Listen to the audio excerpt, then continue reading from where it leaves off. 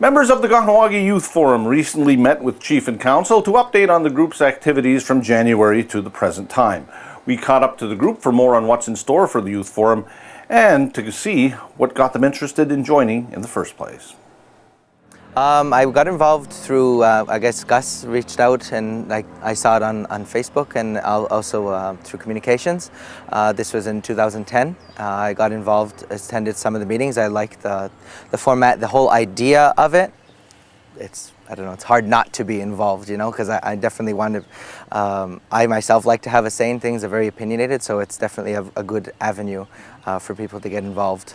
I wanted a place to discuss those kind of issues and provide different ways to talk about issues that affect the community and perhaps take what we talk about and kind of take it a step forward and take some action to make some changes. I've been writing my column for the Eastern Door for I don't know, almost 4 years now, and I figured well, I'm a youth, I better start going to some youth events. So I actually did start going to some of the Youth Forum events, and they were interesting, and I always had I guess an opinion on certain things, and it's a perfect place to express them. My friends were all attending, and as they dragged me along a couple times, admittedly I was not pleased at first, but once I got into it and found all the issues that were important, they just continued to be more and more important, and I realized I just had to stick with it, and I'm sticking with it.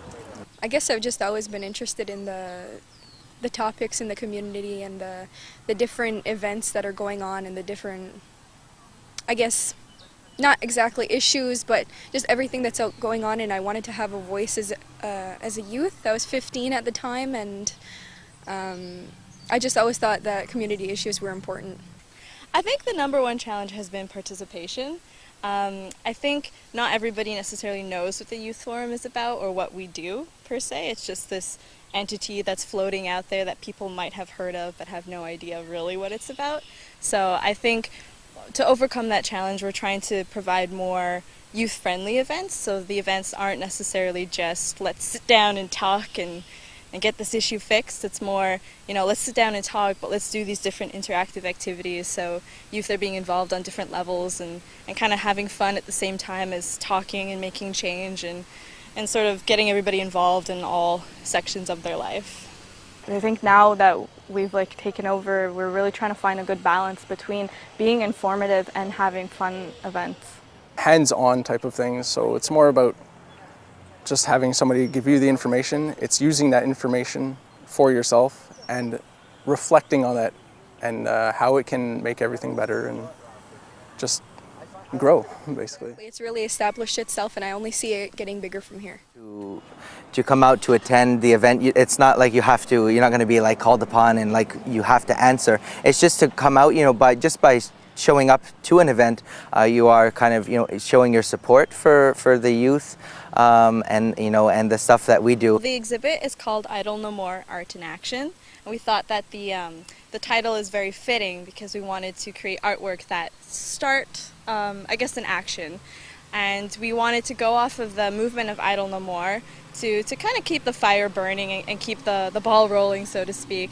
And I think as an artist it's really important to provide different types of languages for youth to speak in, because not all youth are necessarily great speakers or great writers, and so it's important to provide different avenues and unconventional ways to talk about issues, and visual art is one way.